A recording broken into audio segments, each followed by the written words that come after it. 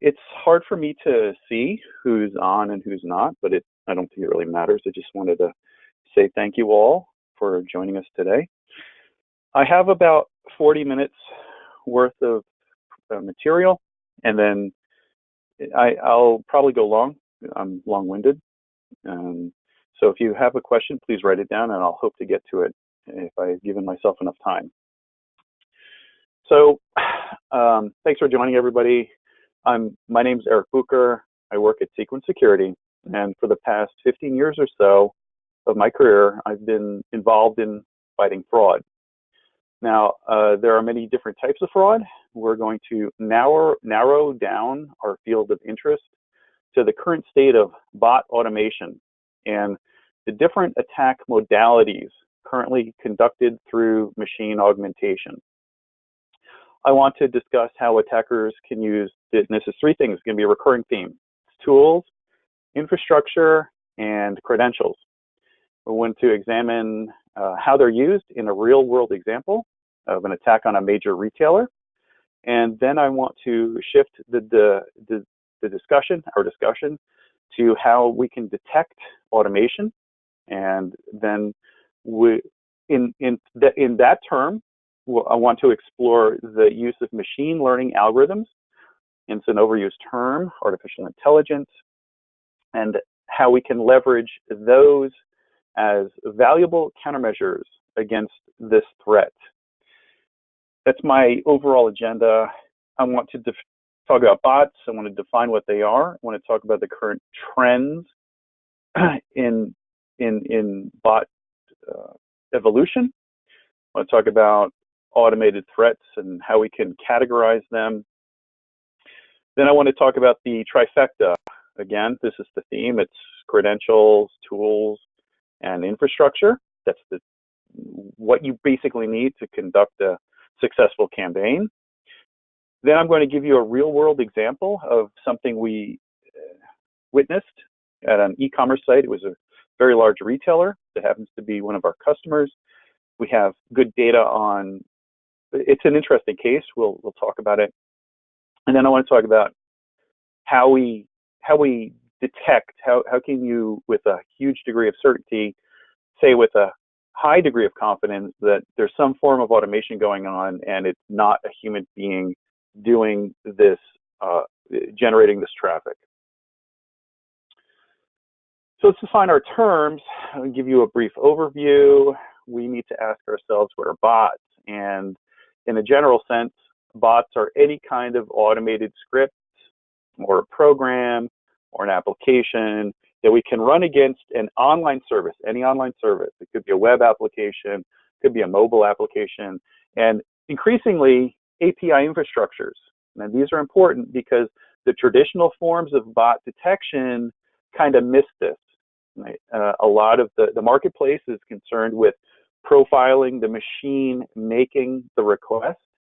And in the API architectures, you want machine-to-machine communication, and the calling station that's interacting with your API architecture, if you've published one, you're not going to instrument there, right? They're not going to run JS. They're not going to run what you want them to run. Like that's not what their job is. Their job is to query you.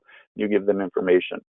So detecting, once those are public, other people will discover them, and uncovering good users versus bad users, it's a challenge. Okay. So now that we've kind of talked about bots in general terms, we need to see how big is this problem, and there have been studies done that about 1/3 to 1/2 of all internet traffic worldwide. These are kicked around pretty liberally. Sometimes it may be true, so other times it's not. I believe it's a case-by-case basis. Who's the target? What are they trying to achieve? If you're defending your site against a bot attack, that bot attack, it could be like 99% of your traffic. So let's just take these numbers with a grain of salt. But why is this happening? And I'll make a case that the technology is readily available. Now, it's like the golden age of bot manufacturing. It's very easy for people to work with the tools. It's very easy for people to gain access to credentials. It's very easy for them to host their bots, okay? Why do they do it? Of course, they're financially motivated. It's lucrative to attack something that they really shouldn't be doing, but, you know, there are a lot of bad people in the world. There are a lot of people that didn't take an ethics class in high school, okay? So, you know, what would you expect from a population that doesn't behave in an ethical fashion? They can get away with this, so the risk of identification and prosecution is low. A lot of these attacks take place overseas in jurisdictions we don't have treaties with, that we can't prosecute. Sometimes we're lucky if it's local or domestic, or we're dealing with a friendly country, but a lot of times it's not. So they can get away with it. The other problem is you can carry these, you can distribute your attack worldwide. And I'll talk about that type of modality and the mechanisms involved in distribution of requests. But tracking down the perpetrator, if you have the time, it can be done. A lot of us don't. We just want to stop the attack and move on with our lives. Unfortunately, I want to talk a little bit about high-value targets that are persistently attacked, and these attackers don't quit. And when you've got something of value that they perceive they can exploit, they'll try to do so. And our job is to raise the bar of pain and make it not economically feasible for them to continue down this line of reasoning. Automated threats. So OWASP lists a lot of automated threats, and we can see on how they apply to our online applications. And these are relevant to the discussion today because OWASP did a good job of kind of classifying these things. For example, we can see account takeover threats. Those are very prevalent. We can see shopping cart exploits. We can see scraping is in there. Scraping is it's a permutation of the shopping cart. Denial of inventory. I can add cart objects to my cart. I don't even have to try to buy them. I can just, once they're in my cart, they're locked in a database. You can't get access to it. Another shopper can't get access to it, and I can either do damage to you if I wanted to do that reputationally, functionally, or maybe I'm going to move forward with this attack and try to buy the object later. But I'm blocking out like legitimate shoppers. So if you haven't perused this list, I would suggest you do so. Now let's take a look at the trends here. I think it was around December 2018, a couple months back, Osterman Research published a white paper that was titled it was like the critical need to deal with bot attacks. Okay, and this was it was a survey of 211 large U.S. enterprises that had been targeted by bots. Osterman wanted to get an understanding of what they experienced. And what he found was that the average large organization suffers more than 3,700 bot attacks weekly. And I guess that comes down to 530 attacks daily. I think that's low. Then he did discover that large and strategic organizations can face several million malicious attempted incursions on a daily basis. And even in that echelon, several have reported more than 1 million attacks per hour. And this jives with what we're seeing with our customers. The 1/3 to 1/2 the traffic may be machine generated. Now this kind of makes sense in this context. So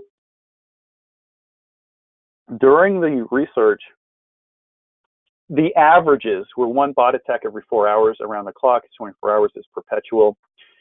And the vast majority of these organizations had something in place to deal with it already. They were running WAFs. Everyone thinks maybe my WAF can handle it. 90% of them had a WAF. 36% had a bot management tool. We'll discuss a couple of those. And about 1/4 had content delivery network security countermeasures. Even these things, they're still facing a huge torrent of unwanted traffic. And I'll tell you that the latest generation of bots can construct a request that will move through a WAF transparently. We like to use the term this connection is syntactically correct.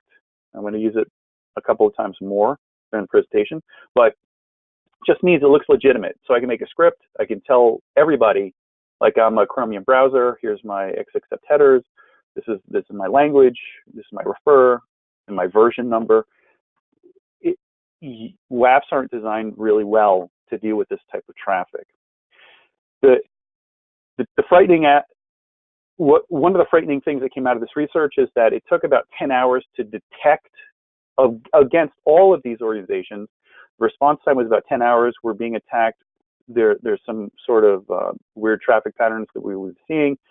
10 hours to detect it, and then two days, 48 hours to figure out a defense against it, to get rid of it. Okay, that's not acceptable. So what are the objectives of these attackers? Well, ranked by the respondents in the survey, 68% had said, well, it's some form of denial of service or application denial of service.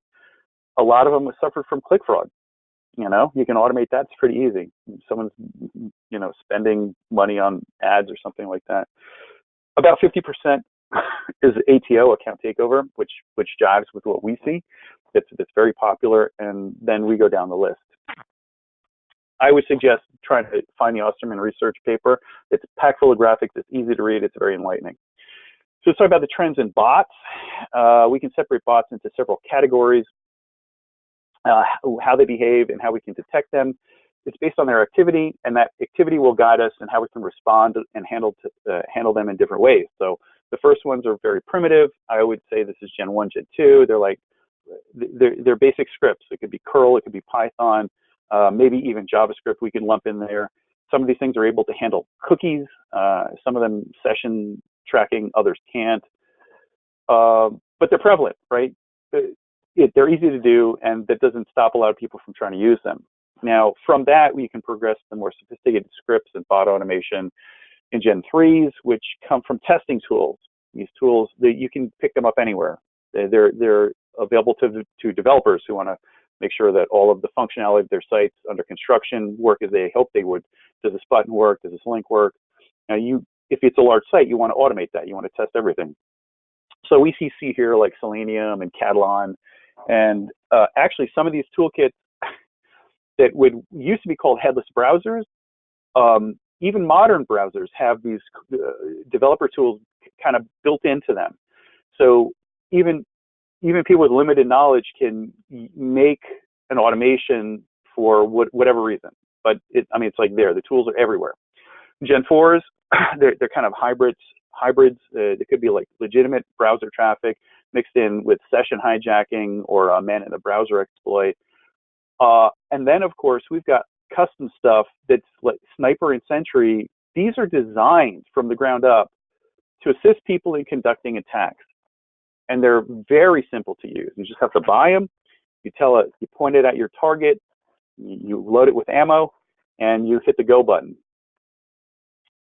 Now, I mentioned this earlier, and it bears repeating because this is how people are able to do what they're doing. This is the anatomy.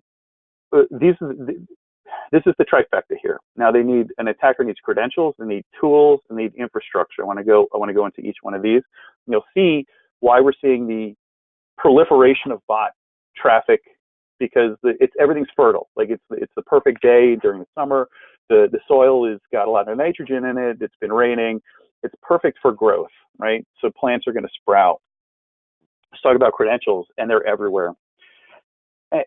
Looking back in time, in 2016, a huge list of email addresses and passwords, these pairs, appeared in a huge list referred to as the exploit.ln, and that data set had about 593 million unique combinations there.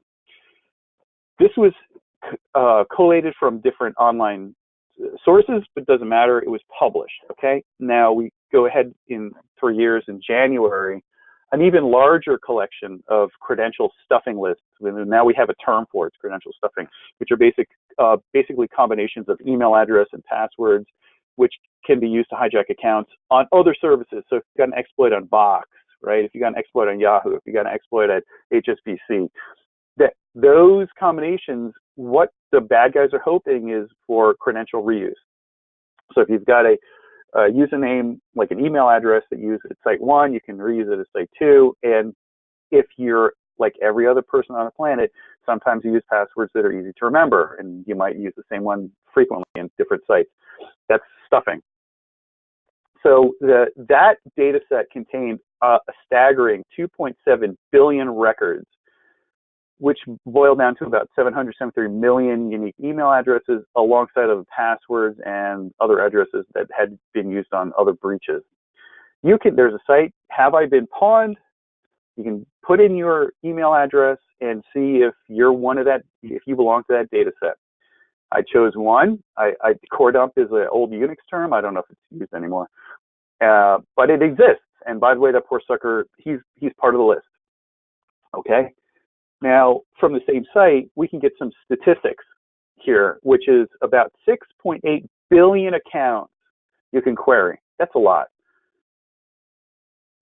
I'm not suggesting they're all fresh. I'm not suggesting they're all live. I'm not suggesting that people haven't changed their passwords since then. Like this data set it's gigantic, but there's old data, there's new data, and the thing here to take away is it's large.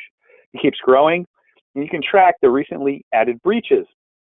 This just happened. So on the right-hand list there, you see the Dubsmash, MyFitnessPal, and MyHeritage account. So how much is a new data set worth? And I'm not even talking about the dark web. Like the really bad guys know where to get the freshest material. For the rest of us, once it's outlived their purposes, they can publish, they don't care. But it's still a nuisance. We have to deal with the aftermath of this. So let's talk about those Dubsmash and MyHeritage and MyFitnessPal. This guy who released this, he did so because he got angry. I don't know, he had a spat with his partner, and they harvested all of these things. They were selling it when it was fresh for like, you could get 161 million accounts for about $2,000. And MyHeritage, it was 92 million, $2,000, right? MyFitnessPal, 150 million, $2,000. If I was a bad guy, I think that's great. If I get like fractions of a percent of a hit against a bank or an e-commerce website or retail, I'm still going to make money. I guarantee you I'll make my money back. So this is like lucrative. Now, the guy who published this, it hadn't lost its freshness, but he was tracked down. Some reporter got him, and they interviewed him. Okay, and he said, I want to quote this. He usually keeps these things private, right? Giving them only to those who would swear to keep the data a secret. He had a falling out with somebody, and he's like, okay, screw you. This is what I'm doing. It's all public now. And then let me read a quote to you. I don't think I'm deeply evil. I need the money. I need the leaks to be disclosed. Okay? So he's like, oh, I'm not a bad guy. I just found this stuff. Security is an illusion. I started hacking a long time ago.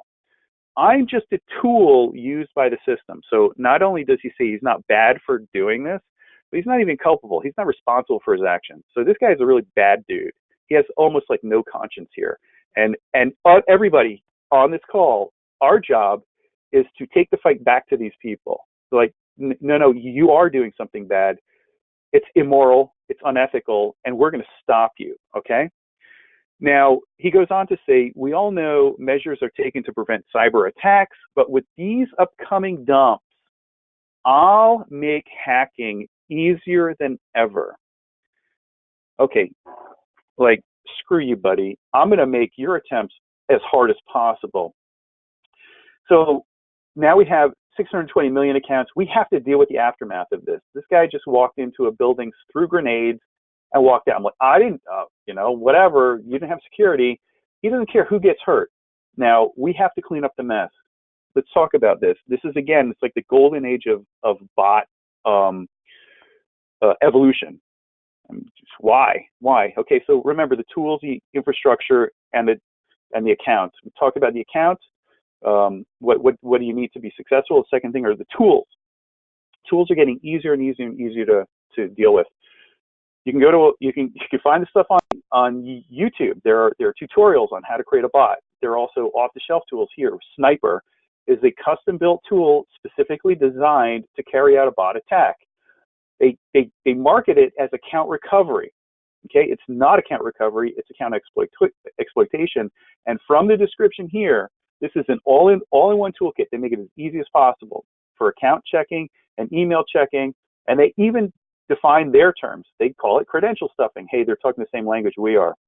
With support for custom configurations and keywords for email checker, and this allows Sniper to live on forever with the help of its community. So not only is this guy making money from the tool, he's also got a component it's kind of like open software. He wants everybody to use it to contribute to it. And I'll show you a picture of this in a second. It's basically a public repository. It's like GitHub that any Sniper owner can upload their configs and they share it with the world. What's it look like? This is kind of what it looks like. So when you're on Sniper, you get a list of all the things that come pre-configured. If you want to attack League of Legends, if you want to attack Dominoes, if you want to attack Blizzard Entertainment, those are the configs. All you need to load up is your credentials. You may want to, we'll talk about the infrastructure in a couple minutes, but you tell it what to do and it'll just automate.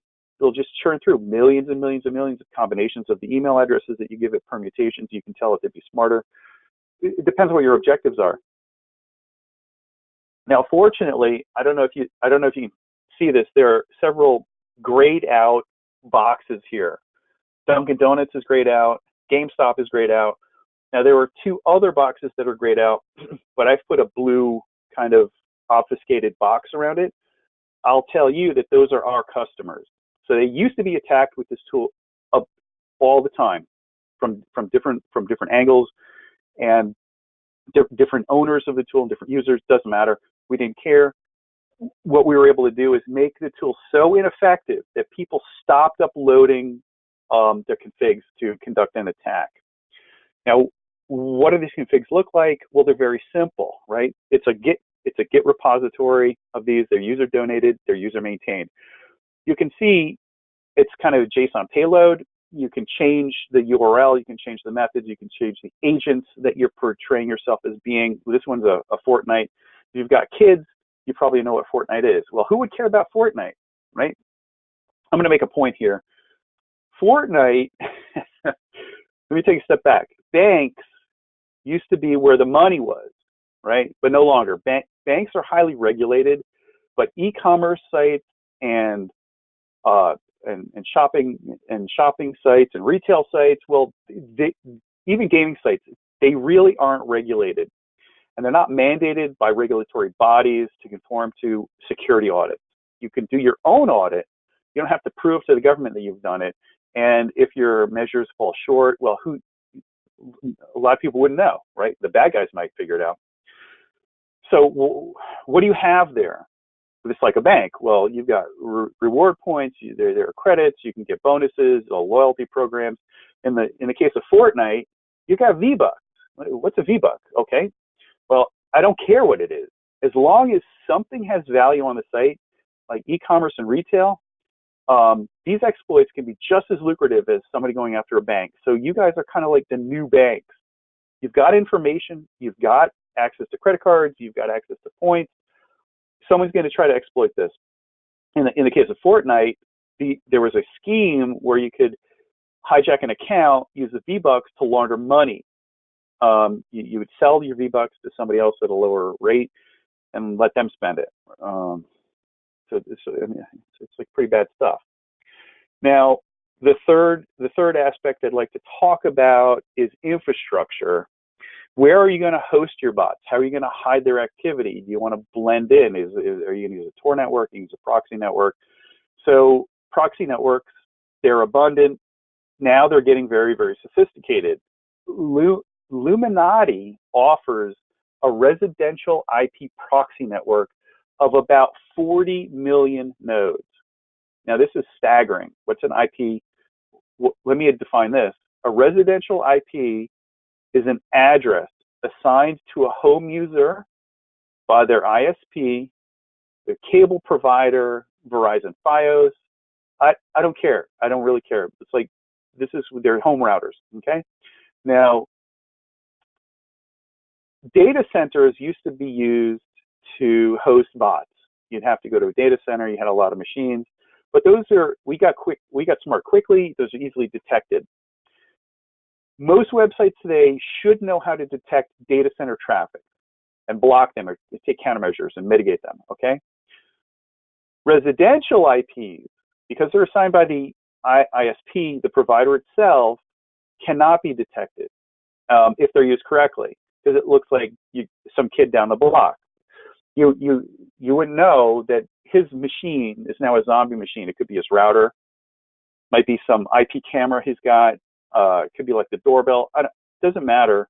It looks like it's coming from a residence, a house. So there are entire networks of providers that give you this infrastructure to host your traffic, or at least funnel your traffic through them to blend in with normal stuff. It is so sophisticated that there's another provider called Smart Proxy who cultivate their networks into different buckets.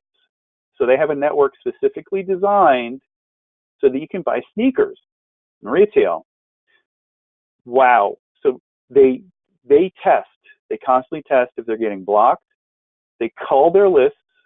They say, listen, if you want to buy sneakers, like Nike has no idea that this is a zombie machine or a proxy. Adidas, it doesn't matter. Sears, name your retailer of choice. Abercrombie, like they test and they test and they test, and if they're not getting blocked, then they rent it out. Okay. Now they even tell you for this particular network that they've cultivated for sneaker buyers, they shopping cart kind of attack for a specific item. Buying one pair of sneakers is great, but how about copping dozens? That sounds pretty cool, right? Usually you need to order a separate proxy for each of these purchase attempts. That's how some of the other networks work. But they're providing you unlimited threads with whatever connection plan you decide to buy. And that means you can set up your bot infrastructure with any number of connections. The takeaway is the more you try, the higher your chances to buy multiple pairs of sneakers will be successful, and you'll make a profit. So they're pandering. There's a whole ecosystem now that supports this endeavor, and they're all bad. So let's talk about this, bots and e-commerce and shopping carts. What I want to focus on right now is some questions you should ask yourself. You need to look at your traffic and the behavior of your users. Who is adding, what objects go into the cart? Who added the item to the cart? Is it their intention to reserve it or to buy it? Are they really going to buy it? I don't know. Who finally gets the items? Where's the item going to go? Who's going to pick it up? Who's shipping it? We can actually talk about commission fraud as well if you have got an affiliate network. Those go on quite frequently. Now, by defining the cart and filling it with stuff and preventing humans from doing so, let's talk about a real world example. Just give me 1 second. I think I was going too fast, so I was afraid I was running out of time. But now I feel a little better. So let's look at a real world example. We've got all of these things that add up. We've got the tools, we've got the infrastructure, we've got account dumps. What are you going to do with them? So here's a great. This is like the perfect storm. All of these things came together because they were easy for people to do. And we happened to be in an account. This account already had their WAFs up and running. They already belong to a content delivery network. I'm not going to name them. That content delivery provider also offers bot mitigation services. They had that on. And we were in there because we were trying to prove to them that what they think they're doing, it's not enough. The level of sophistication is so great that we've taken a step forward, and we can do this detection in a non-invasive, non-intrusive way with a huge degree of certainty. We call it confidence levels that something bad is being detected. So you need to do this as fast as possible.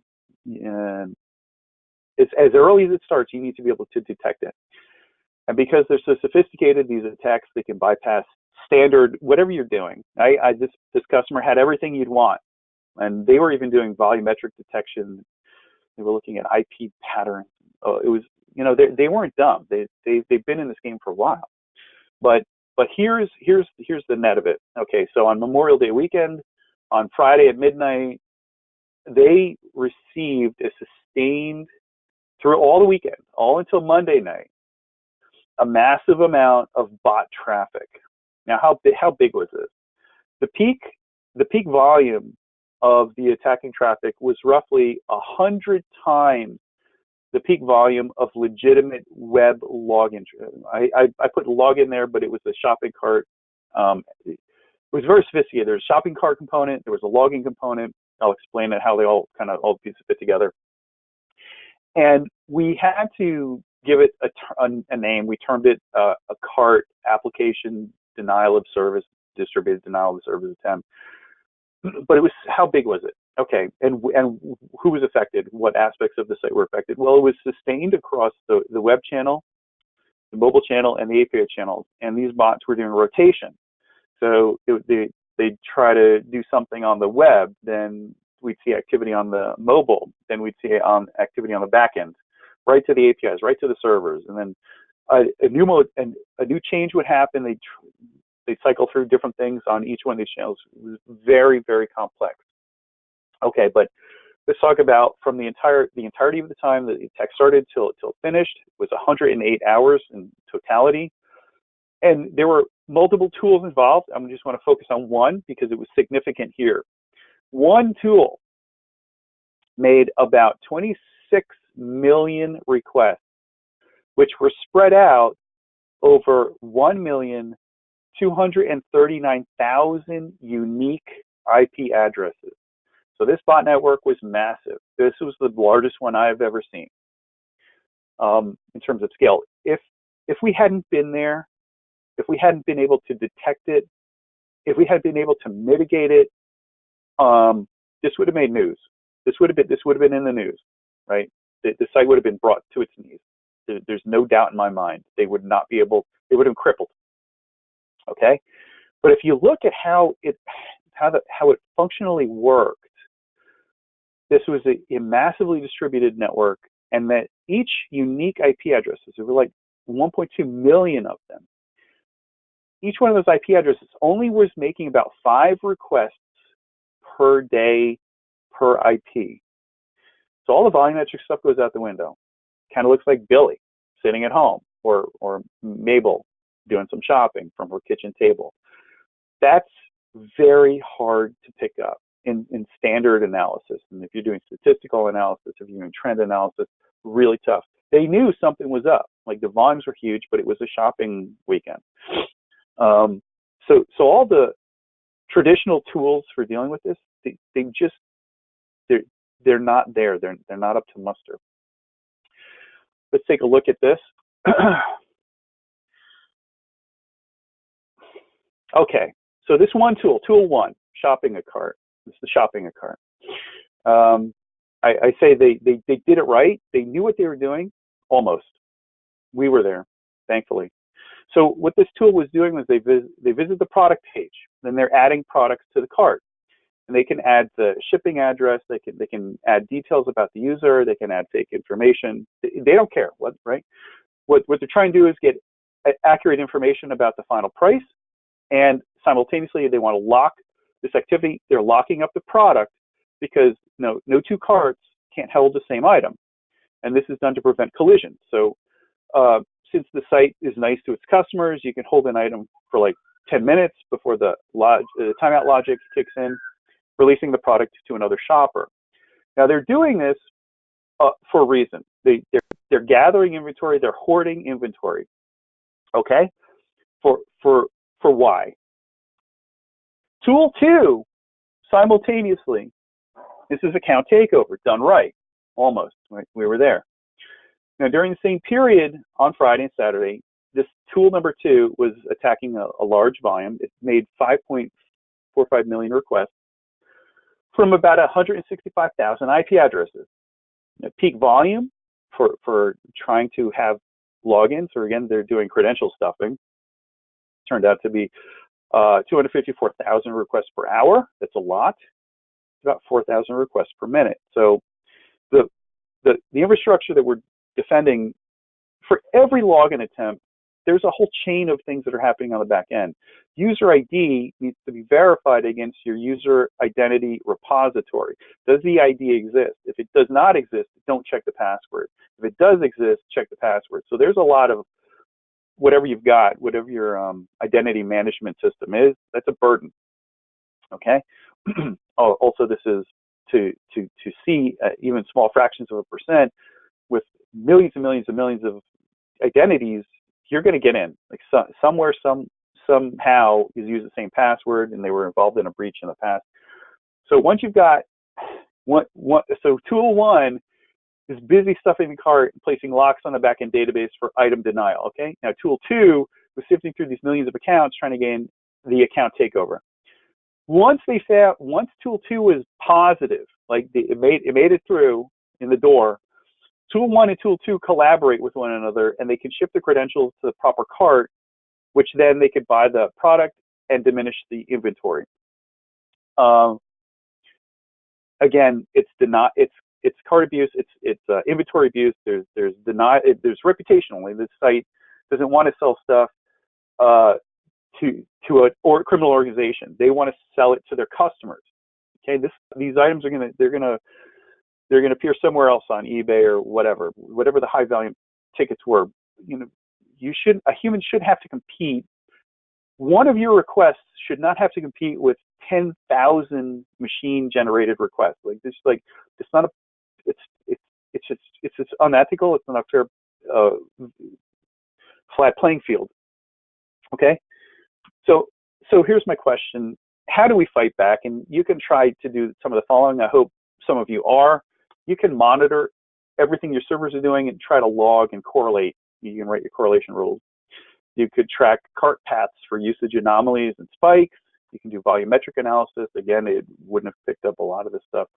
You can look at the anomalies in the headers and missing values. For instance, plugin length. If there's 0 plugins, it's highly suspicious. It's probably not someone's browser. Okay, you could probably filter that stuff out. You should track legitimate flows. Maybe it went from page 1 to page 3, and that's probably not the way most people shop, but in the sake of time, a bot would know how to do that. It's missing some headers. You can also look for suspicious user agents. Do a search on GitHub, right? Do a search for microbot or bot, like they're there. Then once you see what these scripts are doing, you can kind of defend against it. And again, if you've got an IP reputational service, that's great, but I tried to prove to you that they're not as great as you think they are. There's ways to circumvent that. Don't rely too heavily on it. I think that's what I'm trying to say. So if everything we're trying to do to detect and fight back isn't good enough, well, what weapons are at our disposal? What tools can we leverage to try to make things right? We need to end this bad behavior. So let's be smart. Let's look at machine learning methodologies to detect and defend our site. I said this earlier, it bears repeating. These attackers appear legitimate to a WAF, if you got a WAF. They're syntactically perfect. That means, again, I can make my bot say it's anything. In the config file for Fortnite, do people know how a Fortnite console would identify itself? They know what their thick agent would send to the server. Well, we all kind of know what a Chrome browser would do, or a Firefox, or Opera, IE, it doesn't matter. And if you can assemble that request to look legitimate, how's a WAF going to know? Okay? And the question is, how do you catch a sophisticated web attacker posing as a legitimate client? Okay? It's hard, but we can do it by looking for inconsistencies in what I'm going to say their story. And the story is going to sound corny, but if you look at the web channel, the mobile channel, the API channel, each one has a sequence. I hate to, it's their company name, right? Each one of those connections must follow a sequence of events. How the request is constructed. And how that construction takes place, there are details buried in that transaction. Okay? So what we have to do is analyze all of these details and how the connections present themselves to the origin servers. We need to build models that exhaustively compare across multi-dimensions. And it's going to sound corny, but I'm going to put it all together in a second. So what we can do with this multi-dimensional analysis, we can generate a range of machine learning models that are trained against a diverse collection of web requests, mobile requests, and API requests. Those requests they represent patterns. Now, as these models learn, we incrementally expose them to more and more traffic, and that strengthens their ability to detect a tool from a browser. Now, I'm going to just take a step back, and I want to focus on how we do it. There are lots of different ways to teach machines to do stuff. I want to kind of focus on what our approach is, and it'll make sense in a couple of seconds. So if you can profile, we've done this. We've taught a machine to watch how all legitimate browsers behave. And this is a huge endeavor, right? So we know how Chrome works. We know how Safari works. We know how the different versions work. They all kind of follow a sequence of events to create just that one post or that one get or that one request. And then we took the same models and we taught them to look at curls, Python, Selenium, Catalan, Sniper. Let me give you a concrete example. Let's take a Python script. Python's very easy to work with. I mean, like most people can just read the script itself and try to figure out what it's doing. Now the script is human readable, but the script, in order to do anything, has to run through an interpreter. That interpreter is written in a specific language, right? And that interpreter has access to libraries. Those libraries, the way they're invoked and the order in which they are invoked, gives us these breadcrumbs, these like really subtle but discernible pieces of information that we can pick up on. So the model's like, oh, okay, I see from this one dimension or these 2 dimensions and 3 dimensions that the order in which the request is structured, that is what a Python library would do. That's not the way a compiled browser would do it. Okay? Now, when you're looking at these requests, we use an ensemble model of machine learning algorithms. We had a bunch of them. So one model's taught to do one thing. One model's taught to do something else. The third model's taught to look at this from a different perspective. When you analyze the traffic and you have an ensemble of model 1 fires, model 2 fires, model 3 fires, for whatever reason, you'll know, the degree, the probability, and the confidence is raised, okay? Like a browser maybe would trip one model for whatever reason, but not all 3. So you're in the space shuttle, you got the 3 computers. 3 computers are there for redundancy and for checking. If they all say, this is your orbital trajectory, you can kind of believe it because they've all arrived at the same answer. So what the ensemble model is doing is they're arriving at the same answer, but from different perspectives. They're analyzing the same data set, but they're saying, I believe Python is involved, or I believe Selenium is involved. It's a headless browser. Okay, so this gives us a high degree of confidence. But then in addition to that, we have models that are looking at behavior. Not how the request was structured, but what is the request trying to do? What's its objective? Okay, and those models, some of them are statistical, some of them are behavioral. We have the ability to analyze a site and pick up these anomalous behaviors. And I'm going to just lump them in together. It's kind of like crime logic rules, okay? It doesn't make sense that a profile, something that's been profiled, is behaving kind of like a script. We feel confident in the script, but now it's doing like user rotation. We're tracking all of this stuff. So remember that one IP was making 5 requests per day. Well, that becomes part of the data set. So we're not based on IP. I'm using a very simplistic, maybe it's a very crude example, but I just want you to follow the logic here. One IP, it was like Mary logged in, Sam logged in, Johnny logged in. Maybe they're successful, maybe they're not. But that's not the way real life works. That's kind of suspicious. So we title that as a suspicious behavior. You add all of these models together and you can bubble up very fast. It's very accurate. And it's strikingly, it's comforting to see that what we think should happen is actually happening. So machine learning is just a fancy way of saying there are tasks that human beings can actually do. We need to do it faster, and it's a redundant task that needs to happen over and over and over again. Let's just have a machine do it. So this is like that's foundation for machine learning algorithms. This is what we're doing with the traffic. This is what we're doing here. You can do it yourself, but we've already done all the hard work. So let me give you a distilled version in the sake of time. We'll have maybe a couple minutes later to ask questions. You do a multidimensional analysis from many different perspectives of the thing. We generate a fingerprint of just this one connection and give you a degree of confidence this is bad. The ultimate benefit comes when the model's making accurate predictions of what a client really is and not what they're superficially advertising themselves to be. And we can do this with clients we've never seen before. This is cool because we've got known goods, we've got known bads, we've got unknowns. The unknown is doing something suspicious in terms of behavior. That's a red flag. If it's doing something suspicious that a browser wouldn't do, again, that adds to its overall score. So I want to give you a kind of silly analogy here. This happens all the time with human beings. So you can show your child. The child is going to tell you with confidence. She goes over to the neighbor's house.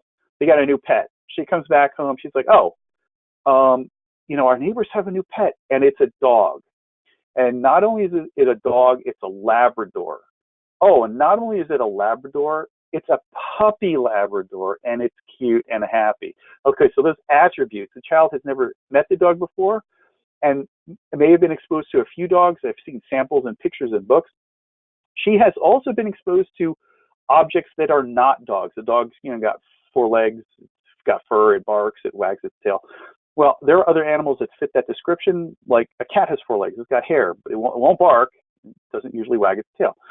So you have enough information between the buckets, and the more you expose the data, you properly organize the data into the correct buckets, then you can make an internal generalization about the features of an animal that categorically classify it as a dog with the following attributes, okay? Our models are doing the same thing. We're just doing it by analyzing the requests to the site. And this is how we have detected, this is how we have defended in the following example I gave you, that story about this massive attack. We performed admirably. It was just a great feeling to know that we built something. It's battle hardened, it's tested. And with that, I'll say this is the future of how you need to defend yourself against what becomes like an easy way for low-level people to get access to like high-quality weapons. It's a dangerous situation. It's happening now. We need to step up our game to defend against it. And this is one such way. I'm not saying it's the only way. I'm sure there are lots of other things you could have done, but this is an exceptionally good way. It's an efficient way to deal with this problem. And with that, I think I have 10 minutes to go. I'm at the top of the hour. I just wanted to thank you all for listening to my stories and to understanding what we're dealing with and how we're trying to tackle this problem. Thank you so much, guys.